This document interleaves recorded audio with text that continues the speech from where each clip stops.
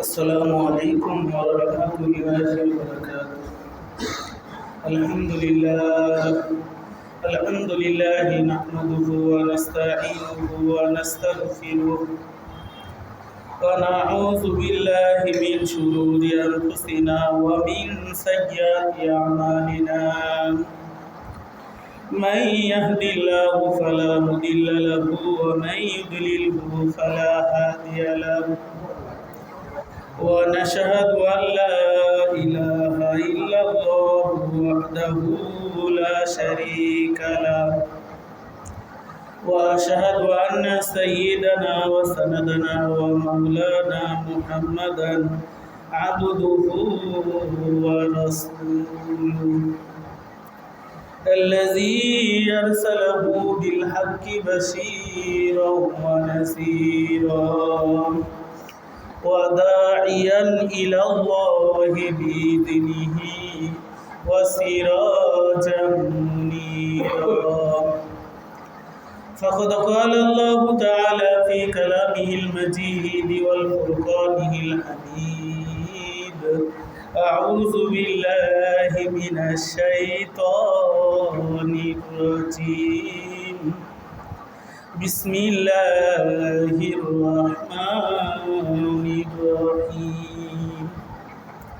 والذين يكنزون الذهب والفضة ولا ينفقونها في سبيل الله فبشرهم بعذاب أليم يوم يحمى عليها في نار جهنم فتكوى بها جباههم وجنوبهم وظهورهم هذا ما كنزتم لأنفسكم فذوقوا ما كنتم تكنزون.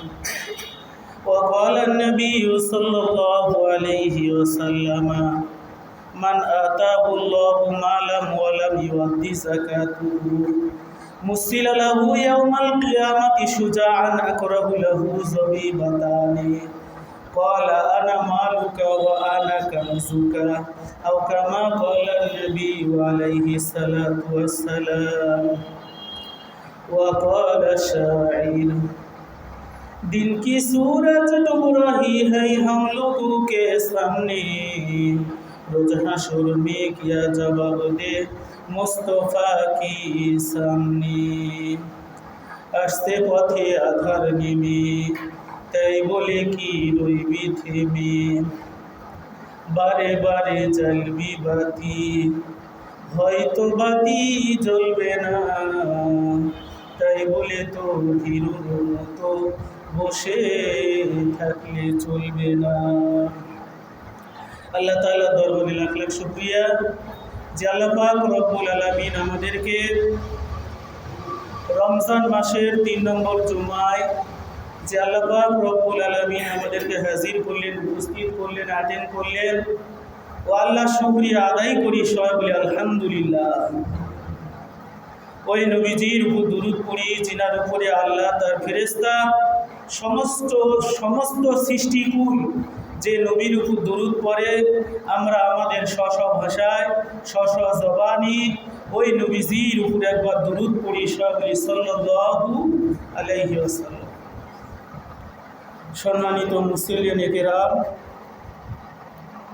আজকে আলোচনা হবে ইতিকাফ ও যাকাত সম্পর্কে। যে আল্লাহ পাক রব্বুল আলামিন কোরআনে পাকের ভিতরে বলেন ওয়াজাক্কির, তোমরা কি করো? নবীকে বলতেছেন ওয়াজাক্কির, আমরের সিগে আদেশ করতেছেন তুমি কি করো? ওয়াজ করো। ফাইন্না যিকরা তানফাউল মুমিনিন, এই ওয়াজটা কাদের কাজে লাগবে? যারা কি মুমিন, যারা ঈমানদার, তাদের কি কাজে লাগবে ওয়াজ। তাছাড়া বাংলাদেশে যত ওয়াজ হয় দিনের 12টা থেকে নিয়ে রাতের 12টা, আবার অনেক পুরুষ মাহফিল যে বাদ মাগরিব থেকে নিয়ে সারা রাত বক্তা ওয়াজ করে যাচ্ছে, শ্রোতা কি নিচে বেটকে তালিয়ে ঘুমিয়ে যাচ্ছে। উদ্দেশ্য একটাই, শেষ রাতের পোলা যেন মিস না যায়। তাহলে যে সারা রাত ওয়াজ হচ্ছে, দিনের 12টার থেকে নিয়ে রাতের 12টা, আবার সারা রাত ওয়াজ হচ্ছে। তাহলে এত ওয়াজ, পীর মুরিদির খানকাহিয়াদের বয়ান, দাওয়াত ও তাবলীগের বয়ান, যে এত ওয়াজ শোনার পরেও আমাদের কি টনক নড়ে না। তারপরে ইদানিং কালে এখন দেখা যাচ্ছে যে আমরা ছোটো থেকে শুনেছি ওয়াজ মাহফিলে কোনো লোকমা দেওয়ার হয় না, ওয়াজ মাহফিলে কোনো লোকমা নেই, যার যা খুশি সেভাবে ওয়াজ করছে। বাংলাদেশে সুর থাকলেই কি ভাইরাল বক্তা, অমুক এলাকা কাঁপায়া গেল। কিন্তু বর্তমানে দেখা যাচ্ছে ইউটিউব খুললে যে যারা রাজনীতিক পলিটিশিয়ান নেতা তারা যে ওয়াজে বাধা দিচ্ছে। কী কারণে? যখন তার দলের ব্যাপারে কথা হয়ে যাচ্ছে তখন কি ধরে যায় মাহফিলে বাধা দিচ্ছে। আবার কিছু কিছু মানুষ ইদানিং কালে মসজিদে আসাও কি ইমামও বাধা দেওয়ার চেষ্টা করতেছে। যে এগুলো একেবারেই কি গৃহীত কাজ।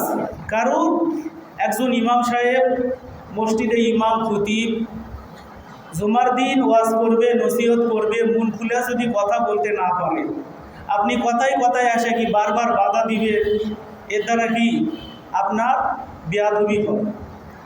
কারণ এই নামাজ যে পড়াইতেছে ইমামতি খতিবের দায়িত্ব, এটা কি সাধারণ কোনো মামুলি ব্যাপার নয়। যে ওয়াজ নসিহত এটা করেছে আল্লাহর রসুল নিজেই কি মসজিদে নববীতে খুতবা দিয়েছে, আবু বকর, উমর, উসমান, আলী তারাও কি মসজিদে খুতবা দিয়েছে। যে সাহাবায়ে কেরাম আল্লাহর রসুল যখন কি করতেন ওয়াজ নসিহত করতেন, যত বড় প্রশ্নই কি তার ভিতরে এসে উকি মারে, তাও সাহাবায়ে কেরাম কেউ কি মুখ খুলেননি, কেউ কি মুখ খুলেননি। নামাজের পরে বসে ইয়া রাসূলুল্লাহ, ইয়া হাবিবাল্লাহ, আমার অমুক অমুক প্রশ্ন কি আমার মনে আছে, আমার অমুক অমুক প্রশ্ন কি আমার অন্তরে বাধা দিয়েছে, এই প্রশ্নেরগুলোর অ্যান্সারগুলো কি আপনি দিয়ে দেন। কিন্তু আজ আমরা কি মসজিদে ডাইরেক্ট ইমাম সাহেব ওয়াজ করতেছে যা বাধা দিচ্ছে, যেগুলো কি একেবারে বেয়াদবি কাজ। কারণ আপনি যখন মসজিদে ওয়াজ নসিহত চলে, আপনার ভিতরে যত কি প্রশ্ন থাক, নামাজের পরে আসা হুজুরের সামনে বসে যে হুজুর এই কথাটা আপনি ভুল বলছেন বা এটা কি বলা ঠিক না, এগুলো কি একবারে নামাজের পরে বসে থেকে কি হুজুরের সামনে বলা দরকার। কিন্তু যখন ওয়াজ করতেছে দূরে যা বাধা দিচ্ছে, যে মনে হয় হুজুর কি জুমার নামাজ পড়ে হেলিকপ্টার নিয়ে এই এলাকার থেকে কি আরেক এলাকা চলে যাবে। যে ব্যাপারটা এরকম না যে একই এলাকার হুজুর এই এলাকাতেই থাকবে, জহরের পরে আসরের পরে ইমাম কি পালায় চলে যাবে। আপনার যত কি প্রশ্ন আছে, উত্তর আছে, নামাজের পরে বসবেন, বসে কি সবগুলো সমাধান করা দরকার। তাই বলে যখন ওয়াজ চলতেছে যে দূরে আসে এটা করা হবে না, এটা করা হবে না, যেগুলো একেবারে বেয়াদবি কাজ। কারণ আল্লাহর রসুল বলেন ইন্নাল উলামা ওয়ারাসাতুল আম্বিয়া, উলামায়ে কেরাম হলো নবীর ওয়ারিস। আল্লাহর রসুল যে জায়গায় বসে আছেন, সাহাবায়ে কেরাম একটু জোরে কথা বললেন, বলার সঙ্গে সঙ্গে আল্লাহ পাক আয়াত নাযিল করলেন। সূরা হুজুরাতের 2 নম্বর আয়াত, ইয়া আইয়ুহাল্লাযীনা আমানু লা তারফাউ আসওয়াতাকুম ফাওকা সাওতিন নবী। যেই জায়গায় আল্লাহর রসুল উপস্থিত ওই জায়গায় উচ্চস্বরে কথা বলা হারাম।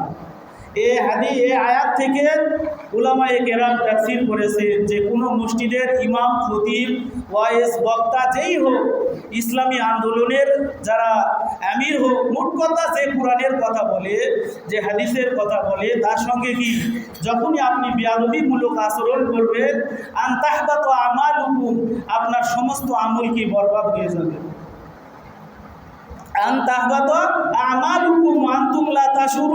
তার আমল যে বরবাদ হয়ে যাবে সে বুঝতেই পারবে না। আল্লাহ কি বলে, ওয়ান্তুম লা তাশুরুন, সে বুঝতেই পারবে না যে সে বেয়াদবি করলো, এই বেয়াদবির কারণে তার সমস্ত আমল কি বরবাদ হয়ে গেল। এই জন্যে একটু চিন্তা ভাবনা করে আল্লাহর ঘর মসজিদে যখন ওয়াজ চলে, আপনার মনে যত বড়ই প্রশ্ন থাকুক, নামাজের পরে ইমামের সাথে বসবে, যে আপনার যত কথা আছে নামাজের পরে হবে। তাই বলে ওয়াজের সময় আছে বাধা দেওয়া, কাউন্টার দেওয়া, এগুলো কি খুবই বেয়াদবিমূলক আচরণ।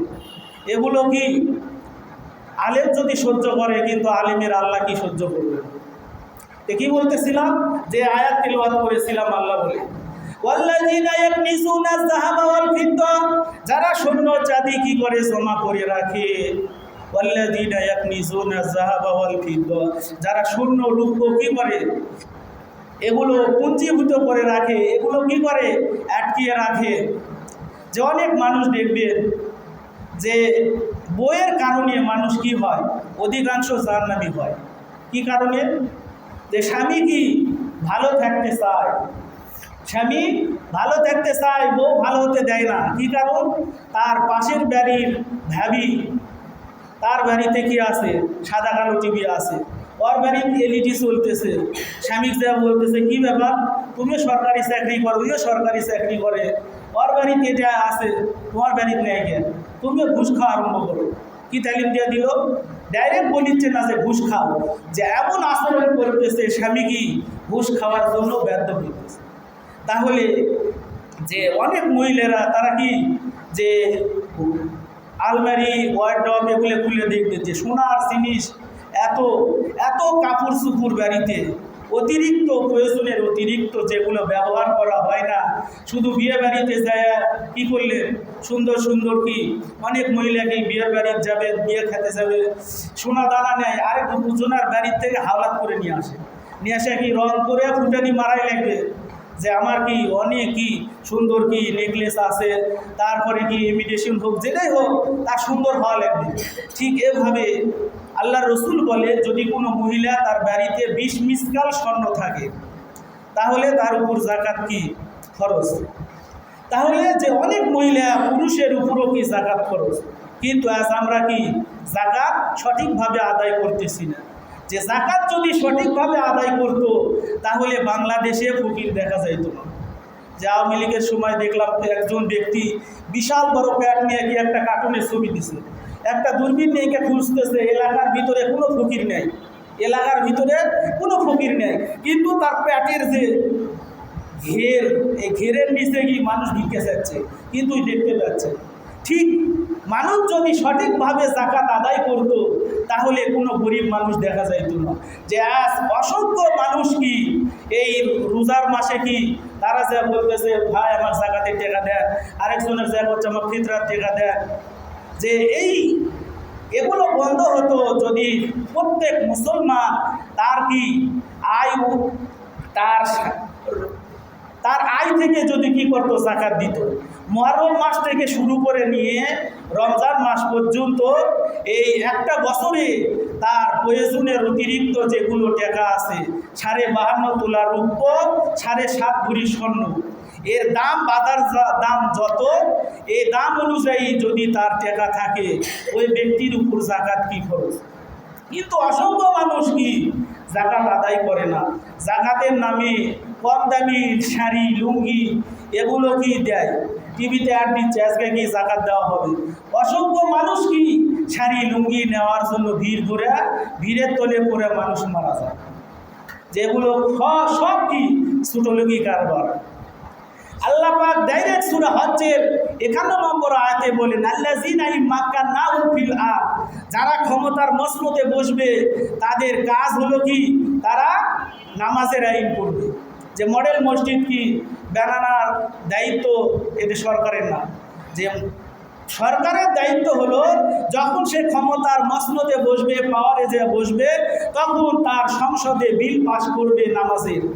এরপরে 2 নম্বর আল্লাহ বলেন, আল্লাযীনা ইম্মাক্কানাহুম ফিল আরদি আকামুস সালাত ওয়া আতাবুজ যাকাত, যাকাত ভিত্তিক অর্থনৈতিক ব্যবস্থা কায়েম করবে।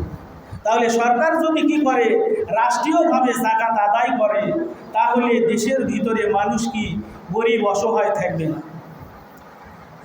দেখেন সিরাতের কিতাবের ভিতরে আছে, ঐতিহাসিকগণ বলে যে আল্লাহর রাসূলের বহু পরে যে সাহাবায়ে কেরামের পরে তারা কি করতেছেন, জাকাত নিয়ে ঘুরতেছেন, জাকাতের টাকা একটা বস্তার ভিতরে নিয়ে ঘুরতেছেন, 7 দিন ধরে ঘুরতেছেন, দেখি এই জাকাতের টাকা কাকে দেওয়া যায়। ঠিক অনেক 7 দিন পরে অন্ধকারের ভিতরে একজন ব্যক্তির সঙ্গে কি তার দেখা হলো, হওয়ার পরে পরিচয় হলো, অ্যাড্রেস দিল যে তুমি কে, আমি অমুক। যে কি ভাই, আমি 7 দিন ধরে জাকাতের টাকা নিয়ে ঘুরতেছি, দেওয়ার মতো মানুষ নেই। তখন বলতেছে, ভাই আমার জাকাতটাকে আপনি নেবেন। তখন বলতেছে, ভাই আপনি ঘুরতেছেন 7 দিন আর আমি ঘুরতেছি 15 দিন, আমি এই জাকাতের টাকা দেখো আমার বস্তার ভিতরে আছে। সাহাবায়ে কেরামের বহু পরের ঘটনা। এই জন্যে আমরা যারা মুসলমান, আল্লাহ পাক যাদেরকে অ্যাবিলিটি দিয়েছে অবশ্যই আল্লাহর রাস্তায় দান সদকা করতে হবে। আল্লাহ পাক বলেন, আসাকি হাবিবুল্লাহ, দানশীল যারা তারা কি আল্লাহর বন্ধু, দানশীল যারা তারা আল্লাহর বন্ধু। এই জন্যে আল্লাহর রাস্তায় কি দিতে হবে? জাকাত দিতে হবে, সদকাতুল ফিতর আদায় করতে হবে। যে রমজানের রোজা রাখতেছি, রমজানের রোজা রাখার পরে মিথ্যা কথা বলা, গীবত শিকায়েত এগুলো থেকে যদি বাঁচতে না পারি, তাহলে রোজা কি অপূর্ণাঙ্গ হয়ে যায়, রোজা মাকরু হয়ে যায়। এই রোজাগুলো ত্রুটিমুক্ত হয়ে আকাশে যাওয়ার জন্য সদকাতুল ফিতর আদায় করা, এটা কি ওয়াজিব। তাহলে যে এই সদকাতুল ফিতর মানে কি? যে আপনি সদকা করলেন, দান করলেন, এটা কি ফেতরা আপনি আদায় করলেন, যে এর দ্বারা গরিব মানুষের কি হবে? গরিব মানুষের ঈদের আনন্দ হবে, ঈদের তারা কি সিমাই লাচ্চা এগুলো খেতে পারবে। তারপরে গরিব মানুষ তারা কি তাদের পোশাক আশাক এগুলো তারা কি ক্রয় করতে পারবে। কিন্তু আপনি কি করলেন না? জাকাত দিলেন না। দেখেন জাকাত না দিলে কি হয়, আল্লাহ বলে, যারা স্বর্ণ রূপ চাঁদি এগুলো কি করে? মজুদ করে রাখে, আল্লাহর রাস্তায় যাকাত দেয় না। আল্লাহ বলেন, ওয়াল্লাযীনা ইউনফিকুনা ফী সাবিলিল্লাহ, যারা আল্লাহর রাস্তায় যাকাত দেয় না, ফাবাশশিরহুম বিআযাবিন আলীম, এদের জন্য আযাবের সুসংবাদ দেওয়া হবে। আল্লাহ কি বলেন? যে এদের জন্য আযাবের সুসংবাদ, আযাবের সুসংবাদ হয়। আল্লামা দিলওয়ার হোসেন সাইদি তার ওয়াজে আমি শুনলাম যে তিনি বলতেছেন যে দেখেন অনেক সময় কি করে সন্তান কি মায়ের কথা শুনে না, তখন বলতেছে যে দেখো তুমি আমার কথা শুনতেছো না, সারাদিন কি টই টই করে ঘুরে বেড়াচ্ছ, মাগরিব পরে তোমার বাপ আসুক, তখন কি তোমাকে এমন ম্যার দিবে, তখন কি মজা বুঝতে পারবে। ঠিক আল্লাহ বলেন, ফাবাশশিরহুম বিআযাবিন আলীম, আযাবের সুসংবাদ গ্রহণ করো, যে তোমার কি টাকা আছে, পয়সা আছে, ব্যাংক ব্যালেন্সে রেখে এগুলো কি মাসের পর মাস কি এগুলো খাচ্ছ, কোনো কাম নেই, মুরব্বীর কোনো কাম নেই, ব্যাংকের থেকে অনেক টাকা রাখছে, ওগুলো কি ইন্টারেস্ট পায় আর সে আরামে খায়, যে কোনো কাজ নেই, বিনা লাভে কি ব্যবসা। যেগুলো সুদ ভিত্তিক যারা কাজ করবে এগুলোর নামাজ রোজা আল্লাহ কিচ্ছু গ্রহণ করবে না। এই জন্যে আপনার যে অর্থ কড়ি আছে এগুলোর কি জাকাত আদায় করতে হবে। যদি আপনি কি করেন? জাকাত আদায় করেন, আল্লাহ বলেন, খুয মিন আমওয়ালিহিম সাদাকাতান তুতাহহিরুহুম ওয়া তুযাক্কিহিম বিহা ওয়া সাল্লি আলাইহিম। আল্লাহ বলেন, খুয মিন আমওয়ালিহিম, যদি তোমরা তোমাদের মালের কি করো? জাকাত আদায় করো। খুয মিন আমওয়ালিহিম সাদাকাতান, যদি তুমি কি করো? তোমার মালের জাকাত আদায় করো। তুতাহহিরুহুম, আল্লাহ বলতেছেন যে তার মাল কি পবিত্র হয়ে যায়, তার মাল কি আল্লাহ পবিত্র করে দিবে। কিন্তু আপনি কি করলেন? জাকাত দিলেন না। আপনি জাকাত দিলেন না, যে আমার টাকা আমি খাবো, গরিব মানুষ কৃষক দিব, যে আমার টাকা আমি খাবো। আল্লাহ দেখবে যে বান্দা, কোরআন শরীফে আয়াত আছে, ওয়া মাকারু ওয়া মাকারাল্লাহু ওয়াল্লাহু খায়রুল মাকিরিন, যে তোমরাও কৌশল করো, আল্লাহ কি কৌশল করে, আল্লাহু খায়রুল মাকিরিন, আল্লাহর কৌশল সবচাইতে উৎকৃষ্ট। তাহলে তোমার মাল আছে, সম্পদ আছে, জাকাত দিতেছো না। আল্লাহ কি বলতেছে? যে খুয মিন আমওয়ালিহিম সাদাকাতান, যদি তুমি কি করো? জাকাত দাও। তুতাহহিরুহুম, তোমার সম্পদ আল্লাহ কি করে দিবে? পবিত্র করে দিবে। ওয়া তুযাক্কিহিম, এবং তোমার মনটাও কি আল্লাহ পবিত্র করে দিবে। এই জন্যে দেখেন অনেক মানুষ আছে ওয়াজ নসিহতের যে কি বক্তা এত দানের ফজিলতের ওয়াজ করতেছে, তার মন কি বলে না, এক বস্তা সিমেন্টও মাদ্রাসার দিতে চায় না, মসজিদেও দিতে চায় না, কারণ তাকে শয়তান ওয়াজ করে। আর শাইতান ইয়াইদুকুমুল ফাকর, যে খবরদার দান করিস না, একবারে কি ফকির হয়ে যাবো। ওয়ায়ামুরুকুম বিল ফাহশা, শয়তান বলতেছে কি এখন সময় একে কোন জায়গায় গানের কনসার্ট হচ্ছে, সুন্দর করে নাচতে পারলে কি 5,000 টাকা দিয়ে দে, 10,000 টাকা দিয়ে দে, খুশিতে। আরে আপনার মির্জার ড্যান্স, ও নাইস বিউটিফুল, যেভাবে করে কি তাকে 5,000 10,000 টাকা একবারে গুনাহের কাজে দিচ্ছে।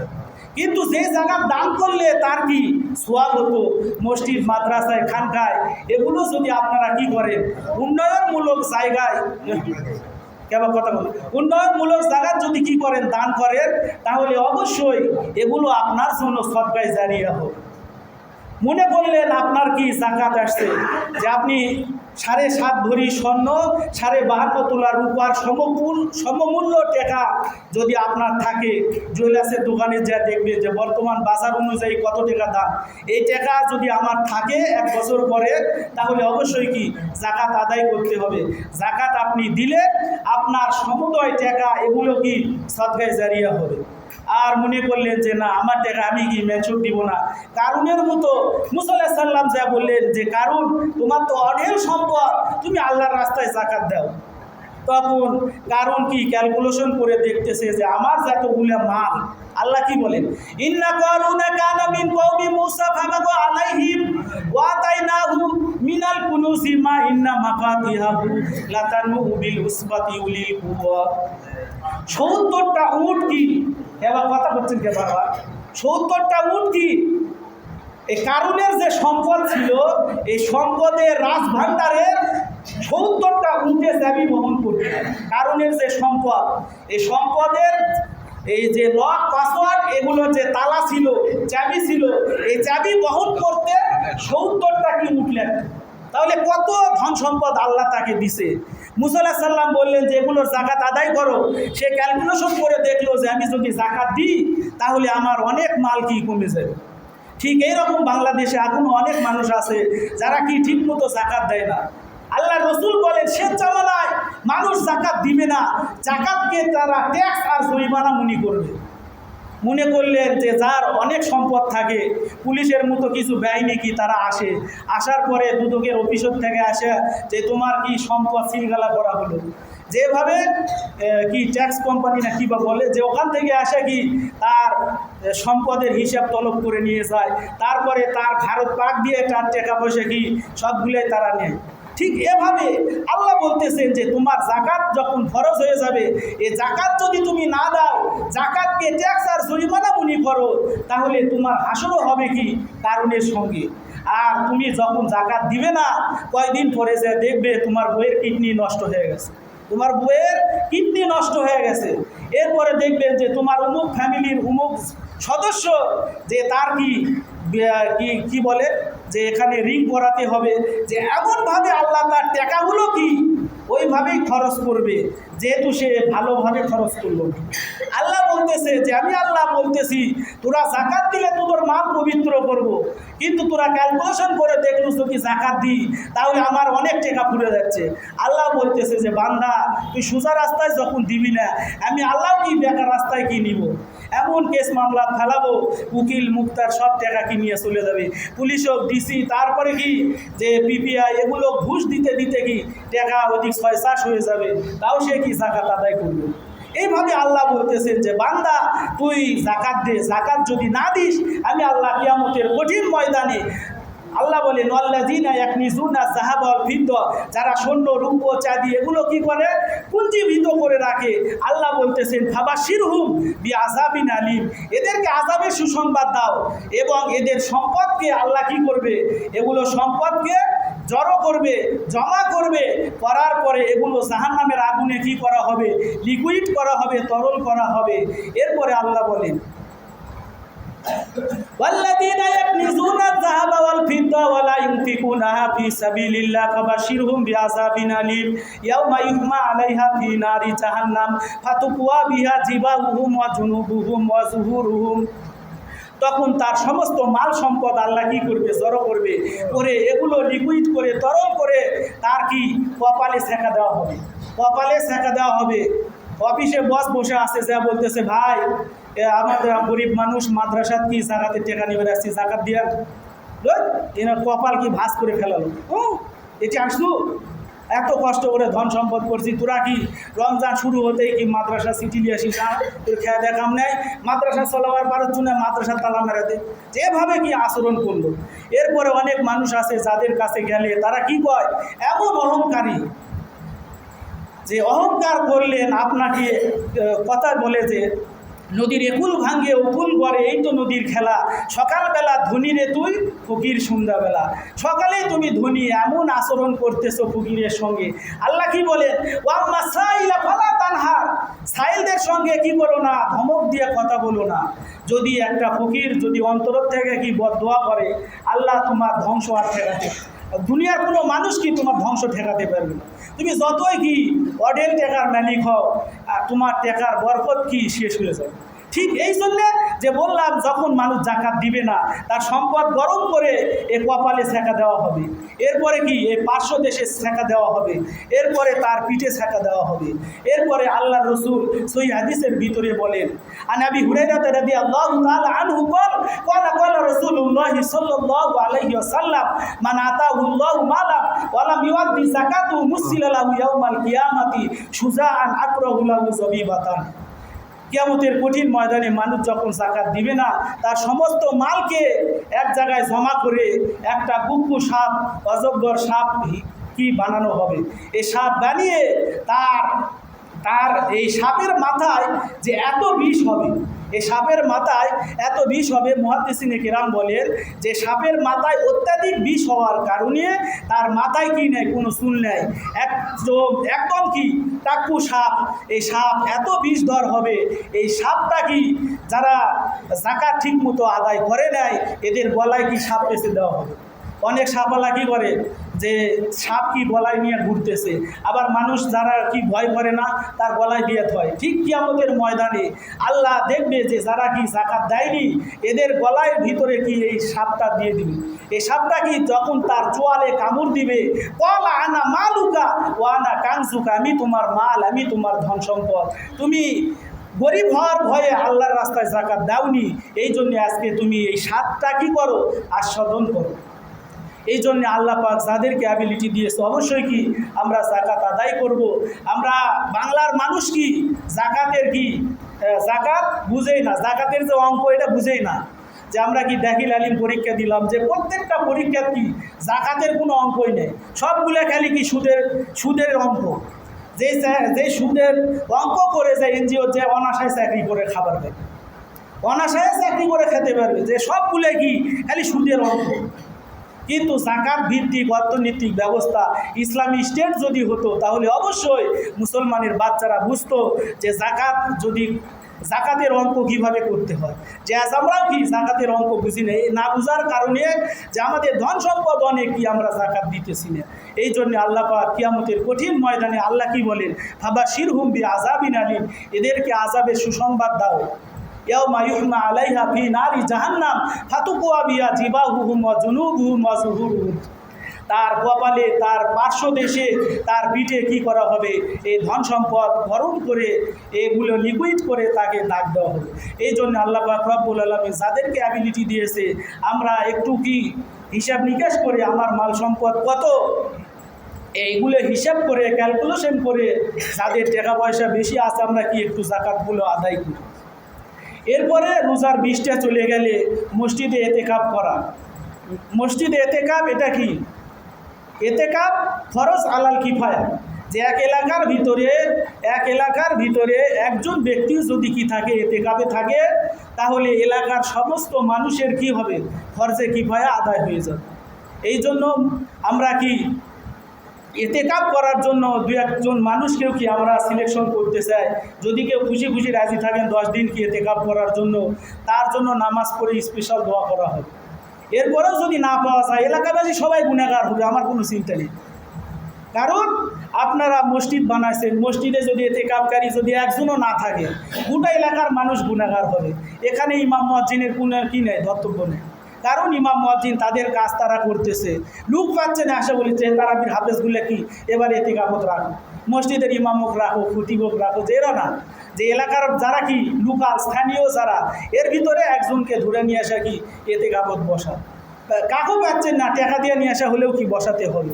যদি না পারেন তাহলে এলাকার সমস্ত মানুষ গুনাহগার হবে। আর এতেকাবের ফজিলত হইতেছে, যে ব্যক্তি 10টা দিন আল্লাহর ওয়াস্তে এতেকাব করবে, তার থেকে জাহান্নাম 2 খন্দক দূরে চলে যাবে। 2 খন্দকের দূরত্ব হলো 70 বছরের রাস্তা। তাহলে একদিন যদি এতেকাব থাকে 70 বছর, আবার কি 70 বছর, এরকম একদিনে তার কাছ থেকে দুচক কি এত দূরে ডিস্টেন্স হবে। এই জন্যে এতে কাপ করা এটা কি ফরজে কিফায়া, এক এলাকার ভিতরে একজন অবশ্যই কি রাখতে হবে, না রাখলে এলাকাবাসী কি গুনাহগার হবে। আর ছোটো ছোটো বাচ্চারা যারা কি এতে কাপে থাকে এদেরকে মোবাইল নিয়ে মসজিদে প্রবেশ নিষিদ্ধ করতে হবে। যে আমি শহরের এলাকার ভিতরে দেখলাম যে তারা কি মসজিদে এতে কাপের যে ব্যবস্থা করছে মসজিদের বারান্দার ভিতরে কালো কাপড় দিয়ে ওখানে রেখে দিছে। তো সিয়ারি ইফতারি যা করা লাগে এলাকার মানুষ কি সবাই তার জিম্মাদার হয়ে তার কি খানা পিনার ব্যবস্থা করতেছে। ওখানে তুই কি নামাজ পড়, ওখানে কি তারাবি পড়, কোরআন শরীফ পড়, ওই ভিতর থেকে বের হতে দিচ্ছে না। আর যারা কি এতে কাপড় থাকে দেখা যায় যে সারা কি সমানে মসজিদে মানুষ আছে সবার সঙ্গে কি আরামে দিদারসে গল্প করতেছে। এতে কাপের বসে গল্প করা কি একবারেই চলবে না। আল্লাহ পাক রব্বুল আলামিন অল্প সময় যা কিছু আলোচনা করলাম আল্লাহ পাক সবাইকে বুঝে শুনে আমল করার তৌফিক দান করুন। সবাই বলে আল্লাহুম্মা আমিন। আমরা যারা সুন্নত করি নাই